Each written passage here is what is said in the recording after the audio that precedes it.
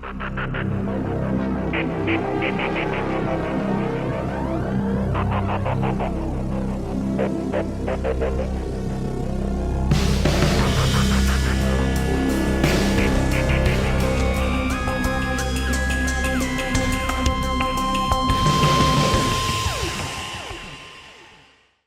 ruang pengadilan militer Surabaya pada 5 Desember 2023, Andrianto dinyatakan kembali menjadi warga sipil. Ia harus rela melepas pangkat Kopral II atau Kopda dan seragam militer Angkatan Laut kebanggaannya. Tak hanya itu, pria berusia 36 tahun itu harus siap menerima kenyataan bahwa selama 15 tahun ke depan hidupnya harus mendekam di penjara. Ia dinyatakan bersalah telah melakukan pembunuhan terhadap istrinya yang sedang hamil. Istrinya, Pipit Dian Lestari, meregang nyawa karena kabel bor yang dililitkan ke leher Pipit oleh sang suami. Itu sebenarnya aksi ketiga percobaan pembunuhan. Sebelumnya, telah 2 kali Pipit diracun namun gagal. Untuk menghilangkan jejak, jasad Pipit dibakar dengan bensin. Dalam melakukan aksi pembakaran itu, Andrianto dibantu oleh Listina Agustina yang tak lain adalah selingkuhan Andrianto. Apakah yang membuat Andrianto sesadis itu? Benarkah pembunuhan itu dipicu karena Pipit telah mengetahui perbuatan Andrianto yang kerap berhubungan badan dengan Listiani? Bagaimanakah polisi mengungkap upaya penghilangan jejak pembunuhan yang dilakukan juru navigasi Angkatan Laut ini? Bagaimana pula nasib Listiani setelah perselingkuhannya terbongkar? Penasaran bukan? Untuk yang belum subscribe, silakan klik like, subscribe, dan tanda lonceng terlebih dahulu agar Anda bisa nyaman menyimak kisah ini.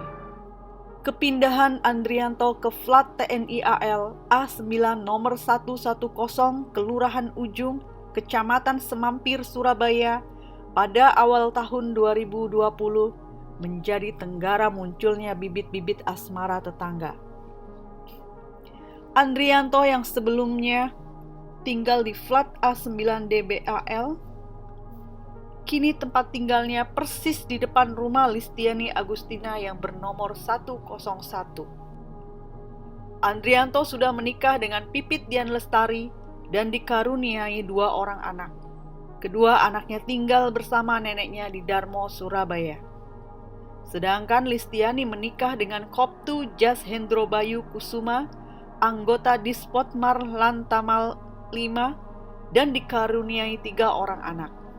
Awalnya, perkenalan mereka hanyalah sebatas sebagai seorang tetangga. Namun insiden mesin pemotong rumput Andrianto yang tidak sengaja mengenai pohon nanas milik Listiani membuka perbincangan di antara keduanya. Mereka pun bertukar nomor WhatsApp. Obrolan mereka semakin intens dan mesra. Dari insiden alat pemotong rumput, kini telah berubah menjadi rumput tetangga tampak lebih hijau dan menggairahkan. Padahal keduanya terpaut usia cukup jauh. Andrianto saat pertemuan itu masih berusia 33 tahun, sedangkan Listiani sudah berusia 45 tahun. Listiani 12 tahun lebih tua dari Andrianto. Namun perbedaan usia tidak menghalangi hasrat keduanya. Perbincangan mesra di WhatsApp pun untuk pertama kalinya mereka wujudkan secara nyata di bulan Mei 2020 pukul 7 waktu Indonesia Barat. Mereka melakukan hubungan badan layaknya suami istri di tempat tinggal Andrianto. Hubungan terlarang itu pun beberapa kali mereka ulangi. Di antaranya dilakukan di lorong bak sampah lantai 3 Flat A9. Kemudian pada malam tahun baru 2021 yang dilakukan di tandon lantai atas Flat A9. Tak hanya dilakukan di tempat-tempat yang tidak lazim. Mereka juga pernah memadu cinta di sebuah kamar hotel di daerah Demak Surabaya pada bulan Juli 2022. Namun sepandai-pandainya petualangan cinta terlarang itu dirahasiakan, setelah 2 tahun terbongkar juga. Bermula dari Pipit yang melihat chat mesra keduanya pada Oktober 2022. Pipit menemui suami Listiani yang juga anggota TNI AL. Akhirnya, oleh RT dan RW setempat para pihak dipanggil dan mereka membuat surat pernyataan untuk tidak menjalin hubungan lagi. Namun, sekitar bulan Maret 2023 di Solo saat mengunjungi orang tua Andrianto, Pipit melihat video hubungan badan layaknya suami istri antara Andrianto dengan Listiani yang berasal dari adik kandung Pipit yang bernama Siti Maria Ulfa. Rumah tangga mereka yang sebelumnya sudah kurang harmonis akibat masalah keuangan, akibat video persetubuhan itu pun semakin memanas. Andrianto yang persetubuhannya ketahuan pun panik dan berniat menghabisi istrinya. Ia kemudian memesan 1 racun temik secara online dengan menggunakan handphone milik Listiani. Racun itu kemudian diterima oleh Listiani di warungnya di Jalan Pogot Baru, Kota Surabaya dengan pembayaran COD sebesar Rp20.273. Kemudian pada hari Jumat, tanggal 14 April 2023, sekitar pukul 9 waktu Indonesia Barat, Listiani menyerahkan racun tersebut kepada Andrianto. Andrianto pun menaburkan racun temik tersebut ke makanan Pipit. Namun makanan tersebut tidak dimakan oleh Pipit.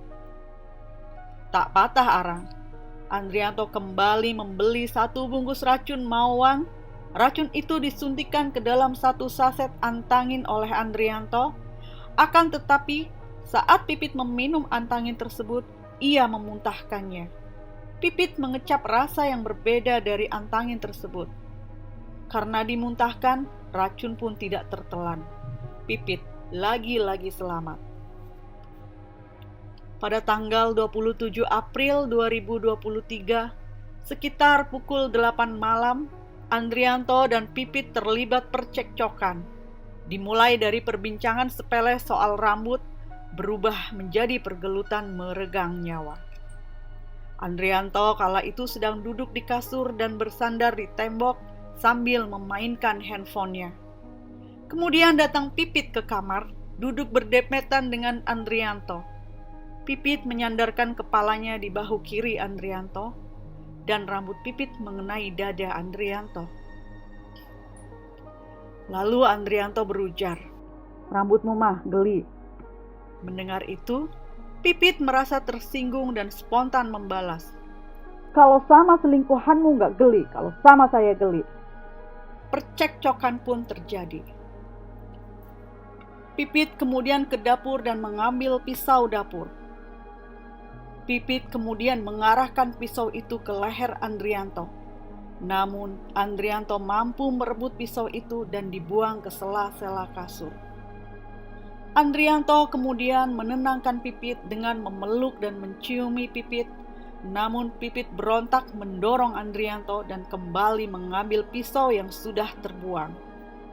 Lagi-lagi Andrianto berhasil merebutnya, dan pisau itu dikembalikan Andrianto ke dapur. Saat ke dapur itulah Pipit mengikuti Andrianto, kemudian memukul, menendang, dan mencekik Andrianto. Andrianto kemudian membalas, terjadilah aksi saling mencekik. Tenaga Andrianto lebih kuat, Pipit pun lemas tercekik dan mengeluarkan suara seperti mendengkur. Andrianto pun melepaskannya, namun melihat kondisi Pipit yang sudah tidak berdaya, Andrianto berpikir justru harus segera menghabisi Pipit. Andrianto kemudian kembali ke ruang tengah, mengambil bor listrik. Selanjutnya, kabel bor itu ia gunakan untuk melilit leher Pipit dan menarik kabel itu sekuat tenaga hingga Pipit tewas. Jasad Pipit kemudian ia tarik dan dimasukkan ke dalam kamar depan. Setelah kejadian itu, pukul 9 malam, Andrianto menghubungi Listiani melalui sambungan telepon genggam, mengabarkan bahwa Pipit sudah mati. Andrianto meminta ke Listiani agar membantu memindahkan jasad Pipit, namun ditolak Listiani. Listiani malah menyarankan agar jasad Pipit dibawa ke rumah sakit. Ya nggak mungkin lah, sama aja bunuh diri. Begitu Andrianto menimpali saran dari Listiani. Andrianto kemudian mengambil kunci motor Supra X125 dan menuju parkiran.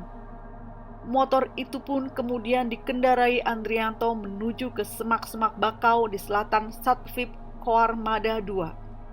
Sesampainya di semak-semak berlumpur, Andrianto turun dan mendorong sepeda motor hingga terjungkir masuk ke dalam lumpur. Ia kemudian menekan motor itu ke bawah sambil melepas plat nopol dan menarik secara paksa serta membuangnya. Setelah itu, Andrianto menutupi sepeda motor dengan lumpur supaya tidak terlihat oleh orang lain. Ia bersiasat seolah-olah Pipit pergi meninggalkan rumah dengan menggunakan sepeda motor dan tidak pernah kembali. Wow, sungguh siasat yang oke juga. Namun, bagaimana dengan jasad Pipit yang masih tergeletak di rumah? Usai menenggelamkan motor, Andrianto pun bergegas kembali ke flat dengan berjalan kaki.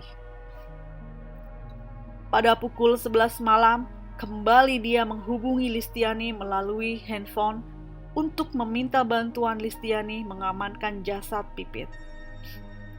Setelah terdengar sahutan suara Listiani dari telepon genggam, Andrianto berbicara. "Mbak, aku nggak bisa ini angkat. Aku minta tolong sampean untuk mindahin, ini sudah kaku badannya." "Loh, posisinya di mana mayatnya?" sahut Listiani. "Masih di flat, tapi sudah saya pakein baju." Andrianto kembali menjelaskan. Karena Andrianto terus meminta tolong, akhirnya Listiani bersedia membantu dengan mengatakan, "Ya sudah, saya ke sana, tapi saya tidak ada kendaraan." Lalu Andrianto menawarkan diri untuk menjemput dan disetujui Listiani. Andrianto kemudian mengambil kunci mobil dan jerigen warna putih ukuran 5 liter kemudian menuju parkiran. Andrianto lalu mengemudikan mobil Daihatsu Sigra warna hitam menuju warung milik Listiani di daerah Pogot. Setelah Listiani menaiki kendaraan, Andrianto pun mengemudikan mobilnya ke flat. Di perjalanan, tepatnya di samping penginapan sirkuit, Andrianto menghentikan mobilnya. Di dalam mobil, mereka melakukan hubungan badan layaknya suami istri. Puas menuntaskan hasrat, Andrianto kembali mengemudikan mobil dan menyempatkan diri membeli Pertalite di kios bensin eceran di Jalan Randu, Surabaya. Pukul 12:30 dini hari, mereka tiba di flat, kemudian mengangkat jasad Pipit dan memasukkan ke dalam mobil. Mereka pun bergegas meninggalkan flat. Di tengah perjalanan, Andrianto membuka aplikasi Google Map dan mengetikkan kalimat hutan terdekat Surabaya. Oleh aplikasi diarahkan ke hutan mangrove Mer Surabaya. Listiani pun bertanya tujuan mereka mau kemana. Andrianto menjawab bahwa dia masih bingung akan membuang jenazah Pipit kemana.